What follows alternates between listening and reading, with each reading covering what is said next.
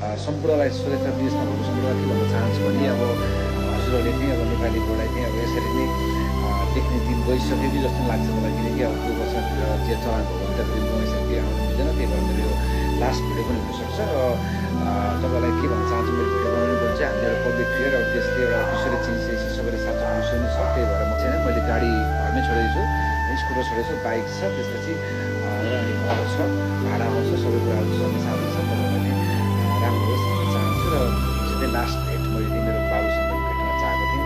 बाबु धेरै खुसी भएको छ र मेरो छोराले मलाई धेरै माया गर्छ। उसको चाहिँ भविष्यको लागि पनि मैले चाहिँ केही गर्नुपर्छ, किनकि जेठालाई त मैले सबै कुरा गरिदिएको हो। उहाँले के बोल्नुहुन्छ, अहिले उहाँ ठुलो म जस्तै ड्युटी गरेर पैसा कमाएर खान सक्ने हुनुभएको छ। सानोको मलाई पिर लागेको छ, सानोमा चाहिँ सानो बच्चालाई के भन्न चाहन्छु, उसलाई मैले के गर्नुपर्ने सबै कुरा गर्नेछु। म्यामलाई पनि विथ रेस्पेक्ट धेरै गर्नेछु र जीवनमा सङ्घर्ष यात्रा यतिसम्म नै हामीलाई लेखेको रहेछ। त्यसमा केही दिन गाह्रो हुन्छ होला, त्यसपछि राम्रो सिक्नु।